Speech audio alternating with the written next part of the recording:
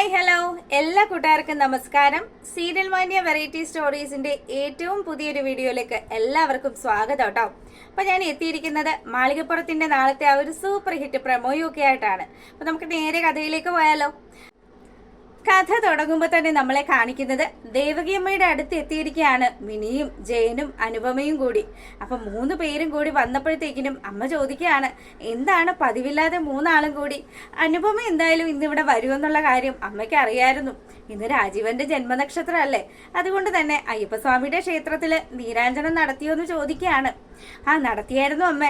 അപ്പം ഞങ്ങൾക്ക് കുറച്ച് വഴിപാടൊക്കെ ഉണ്ടായിരുന്നത് കൊണ്ട് ഞങ്ങളും ക്ഷേത്രത്തിൽ പോയായിരുന്നു എന്നുള്ള കാര്യം മിനിയും പറയുകയാണ്. അപ്പൊ ജയം പറയുന്നുണ്ട്, അമ്മേ അവിടെ വെച്ച് തിരുമേനി ഒരു കാര്യം പറഞ്ഞു, നമ്മുടെ ഉണ്ണിമോളെ കുറിച്ചിട്ടോ എന്ത് കാര്യമാണെന്ന് മുത്തശ്ശി ഇങ്ങനെ ഭയങ്കര ആഗ്രഹത്തോടു കൂടി ചോദിക്കുക.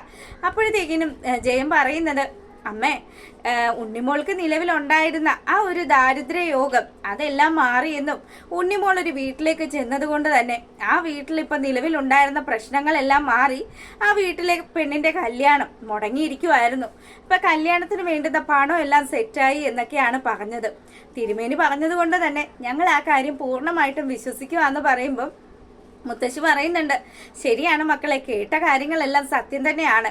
ഉണ്ണിമോളും താരമോളും കൂടി ശബരിമലയിൽ പോയ സമയത്ത് അവരൊരു അന്നപൂർണേശ്വരി ദേവി ക്ഷേത്രത്തിൽ എത്തുകയും അന്നപൂർണേശ്വരി ക്ഷേത്രത്തിലെ ദേവിയാണെങ്കിൽ തന്റെ അന്നപാനാദികളെല്ലാം ഉപേക്ഷിച്ച് മുഖം തിരിഞ്ഞിരിക്കുന്ന ഒരവസ്ഥയിലായിരുന്നെന്നും അവിടെ ഉണ്ണിമോൾ എത്തിയത് കൊണ്ടാണ് ദേവിയുടെ ആ ഒരു കോപം ശമിച്ചതെന്നും ദേവി ഇപ്പൊ പഴയ അവസ്ഥയിലായതു എന്നുള്ള കാര്യങ്ങളെല്ലാം ഉണ്ണിമോൾ പറഞ്ഞത് ഒരു അണുവിട വിടാതെ ഇവര് പറഞ്ഞ് ധരിപ്പിക്കുകയാണ് നമ്മുടെ മുത്തശ്ശി. അപ്പൊ മുത്തശ്ശി കാര്യങ്ങളെല്ലാം പറയുമ്പോഴത്തേക്കിനും അപ്പൊ ശരി തന്നെയാണ്, തിരുമേനി പറഞ്ഞത് 100% ശരിയാണ്. ഉണ്ണിമോൾക്ക് എന്തൊക്കെയോ ഒരു ഐശ്വര്യമൊക്കെ വന്നു ചേർന്നിട്ടുണ്ട്. എന്തായാലും ഉണ്ണിമോളെയും അമ്മയെയും കൂടി കാണാന്ന് വിചാരിച്ചാണ് ഞങ്ങൾ വന്നത്. അല്ലമ്മേ ഉണ്ണിമോൾ എവിടെയെന്ന് ചോദിക്കുകയാണ്. അപ്പം തന്റെ ഉണ്ണിമോളോട് ഇപ്പം വെറുത്തിരുന്ന ആൾക്കാരെല്ലാം ഉണ്ണിമോളെ സ്നേഹിച്ചു തുടങ്ങുമ്പോഴത്തേക്കിനും മുത്തശ്ശിയുടെ മനസ്സ് നിറയാണ്. അപ്പം മുത്തശ്ശി പറയുന്നുണ്ട്, ഉണ്ണിമോള് ക്ഷേത്രത്തിലുണ്ടാവും, ക്ഷേത്രത്തിലേക്ക് പോകുന്നു എന്നും പറഞ്ഞാണ് ഇവിടുന്ന് പോയത് എന്നുള്ള കാര്യം പറയുക. എന്നാൽ ഞങ്ങൾ ഉണ്ണിമോളെ പോകുന്ന വഴി കണ്ടോളാന്നും പറഞ്ഞ് ഇവരവിടെ നിന്ന് യാത്ര പറഞ്ഞ് ഇറങ്ങുക കേട്ടോ. അപ്പൊ ഈ സമയത്താണെങ്കിലോ തിരുമേനി അമ്പലത്തിൽ വന്ന അനുപ്രിയയുടെ അച്ഛന്റെയും അമ്മയുടെയും അടുത്ത് പറഞ്ഞായിരുന്നല്ലോ, ഇവരെ ക്ഷേത്രത്തിൽ വന്ന് കണ്ടതുപോലെ തന്നെ അവരെ കുറച്ചു ദിവസം ആ ഒരു വീട്ടിൽ നിർത്തിയെങ്കിൽ മാത്രമേ നിലവിലുള്ള തടസ്സങ്ങളെല്ലാം മാറി അനുപ്രിയയുടെ കഴുത്തിൽ ആ ഒരു താലി വീഴൂ എന്നുള്ള കാര്യം തിരുമേനി ഇത് പറഞ്ഞെങ്കിലും അനുപ്രിയയുടെ അച്ഛനും അമ്മയും ഒന്നും അതിന് തയ്യാറായിരുന്നില്ല.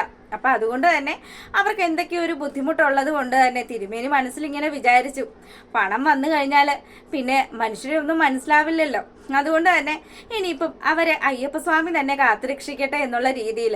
അപ്പം അത് പറഞ്ഞത് കറക്റ്റ് കാര്യം തന്നെ ആയിരുന്നു. നമ്മുടെ ഗിരിദേവനും വാവയും ഉണ്ണിമോളും ഒക്കെ വന്നതിന്റെ ആ ഒരു സന്തോഷമൊക്കെ അവർക്ക് ഈ ഒരു കാശ് കിട്ടിക്കഴിഞ്ഞപ്പോഴത്തേക്കിനും മാറി. അവരാണെങ്കിലോ വലിയ കാര്യത്തിന് ഈ കുഞ്ഞുങ്ങളെ സ്വീകരിച്ചിരുത്തിയതാണ്.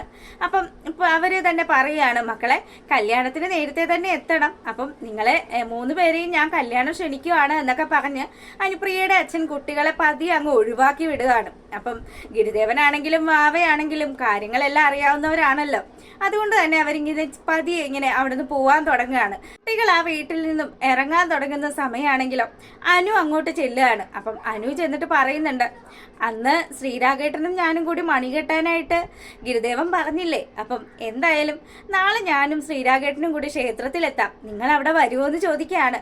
അതിനെന്താ ചേച്ചി, ആ ഒരു ചടങ്ങ് ഗംഭീരമായി തന്നെ നടക്കണമെന്നും പറഞ്ഞ് നമ്മുടെ ഗിരിദേവനും ഉണ്ണിമോളും വാവയും ഒക്കെ അവിടെ നിന്ന് ഇറങ്ങുകയാണ്. അപ്പം കുട്ടികൾ തമ്മിലുള്ള ഗർവും കാര്യങ്ങളും ഒക്കെ അതൊരു സൈഡ് ഇങ്ങനെ നടക്കുകയാണ് കേട്ടോ. കല്യാണം അങ്ങനെ അനു ആണെങ്കിലോ ശ്രീരാഗിനെ വിളിച്ച് കാര്യങ്ങളൊക്കെ പറയുകയാണ്. നമ്മൾ ആ ഒരു ക്ഷേത്രത്തിൽ ചെന്നതും ക്ഷേത്രത്തിൽ മണി കെട്ടാമെന്നുള്ള ആ ഒരു കാര്യങ്ങൾ ചെയ്യാൻ തുടങ്ങുകയൊക്കെ ചെയ്തതല്ലേ, അതുകൊണ്ട് അത് പൂർത്തീകരിക്കാതിരിക്കാൻ പറ്റത്തില്ല. ഇപ്പോഴാണെങ്കിൽ അച്ഛന് കാശും ഒക്കെ കിട്ടി, നമ്മൾ വിചാരിച്ചതുപോലെ തന്നെ നമ്മുടെ കല്യാണമൊക്കെ ഗംഭീരമായിട്ട് തന്നെ നടക്കുമെന്നുള്ള കാര്യമൊക്കെ അനു വളരെ സന്തോഷത്തോടു കൂടി ശ്രീരാഗിന്റെ അടുത്ത് പറയുമ്പം അനുവിന്റെ ഒരു ആഗ്രഹമാണല്ലോ, അതുകൊണ്ട് തന്നെ അവൻ ക്ഷേത്രത്തിൽ എത്താമെന്നുള്ളൊരു വാക്ക് കൊടുക്കുകയാണ്. അപ്പം അനു ആണെങ്കിൽ ഇതാ കുളിച്ച് റെഡിയായി ക്ഷേത്രത്തിൽ എത്തുക. അപ്പൊ എത്തുമ്പോഴത്തേക്കിനും എപ്പോഴും നമ്മുടെ ഉണ്ണിമോളും ഗിരിദേവനും ഒക്കെ അവിടെ ഉള്ളതുപോലെ തന്നെ അവരവിടെ ഹാജരാണ്. അപ്പൊ ഇവരുടെ അടുത്തേക്ക് ചെന്നിട്ട് ഉണ്ണിമോളെ എന്തുണ്ട് വിശേഷം, അതേ ചേച്ചി മണി കെട്ടാൻ വേണ്ടിയിട്ട് വന്നതാണ് എന്നുള്ള കാര്യമൊക്കെ അനു പറയുമ്പോൾ ഗിരിദേവൻ പറയാണ്, അതെ ചേച്ചിയും ചേട്ടനും ഒരേ മനസ്സോടുകൂടി ഭഗവാനെ വിളിച്ച് അയ്യപ്പസ്വാമിയെ വിളിച്ച് പ്രാർത്ഥിക്കണം എന്നുള്ള കാര്യം പറയുകയാണ്. അപ്പൊ ഇത് കേൾക്കുമ്പോഴത്തേക്കിനും ആയിക്കോട്ടെ എന്നും പറഞ്ഞ് ശ്രീരാഗും അതുപോലെ തന്നെ അനുപ്രിയയും കൂടി ആ ഒരു മണി ആൽത്തറയിൽ കെട്ടിവെക്കുകയാണ്. അപ്പം ആൽമരത്തിൽ ഇങ്ങനെ കെട്ടിവെച്ച് ഇവരിറങ്ങുന്ന ആ ഒരു സമയത്താണെങ്കിലും ഗിരിദേവൻ പറഞ്ഞതുപോലെ തന്നെ അയ്യപ്പസ്വാമിയൊന്നും ഞാൻ വിളിച്ച് പ്രാർത്ഥിച്ചിട്ടില്ല, പിന്നെ ഇതൊരു ആചാരം എന്നുള്ള നിലയിൽ മാത്രം ഞാൻ മണി കെട്ടിയിട്ടുണ്ട് എന്നുള്ള കാര്യം പറയുകയാണ്. ഇത് കേട്ടതും അയ്യപ്പസ്വാമി തന്നെയാണല്ലോ മുന്നിൽ നിൽക്കുന്നത്.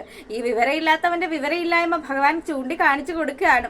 കെട്ടിയ മണിത അഴിഞ്ഞു താഴെ വീഴുകയാണ്. അപ്പൊ ഇത് കാണുമ്പോഴത്തേക്കിനും നമ്മുടെ അനുവിന് വലിയ വിഷമമൊക്കെ ആയി. അപ്പൊ അനു പറയുന്നുണ്ട്, ദൈവമേ ഇത് എന്താ ഇപ്പൊ ചെയ്യാ, ശ്രീരാഗേട്ട പ്രാർത്ഥിച്ച് കെട്ടേണ്ടതല്ലായിരുന്നോ, എന്താ അങ്ങനെ പ്രാർത്ഥിക്കാതിരുന്നത് എന്നുള്ള കാര്യം പറയുമ്പം, എടി പൈസയൊക്കെ റെഡിയായില്ലേ, പിന്നെ നീ എന്തിനാ പേടിക്കുന്നത്, നിന്റെ കഴുത്തിൽ ഞാൻ താലി കെട്ടിയിരിക്കുമെന്നുള്ള ഇതൊക്കെ പറഞ്ഞിട്ട് ശ്രീരാജ് അവിടെ നിന്ന് പോവാൻ തുടങ്ങുമ്പോഴത്തേക്കിനും ഗിരിദേവൻ ഒരു മുന്നറിയിപ്പ് കൊടുക്കുകയാണ്.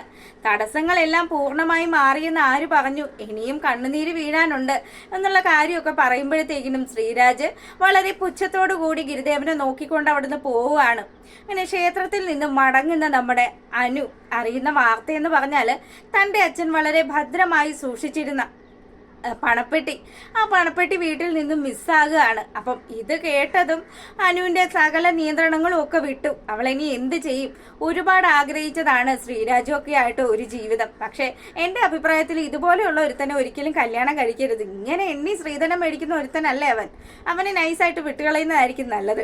എന്തായാലും കഥയാണല്ലോ, അതുകൊണ്ട് തന്നെ കഥയിൽ ചോദ്യമില്ല എന്ന് പറയുന്നത് പോലെ തന്നെ ശ്രീരാഗിന് വേണ്ടിയിട്ട് നമ്മുടെ അനു കണ്ണുനീരൊഴുക്കുകയാണ്. എന്തായാലും അനു ഒരു നല്ല ഭക്തിയായത് കൊണ്ട് തന്നെ ഭഗവാൻ അവളുടെ കണ്ണുനീര് കാണാതെ ഇരിക്കില്ല എന്നൊക്കെ കാണിച്ചുകൊണ്ടാണ് നമ്മുടെ ഇന്നത്തെ ആ ഒരു പ്രമോ വിശേഷം അവസാനിക്കുന്നത്. അപ്പം എല്ലാ കൂട്ടുകാർക്കും നല്ലൊരു ഈവനിങ് ഒക്കെ ആശംസിച്ചുകൊണ്ട് വീഡിയോ വൈൻഡപ്പ് ചെയ്യുന്നു. താങ്ക്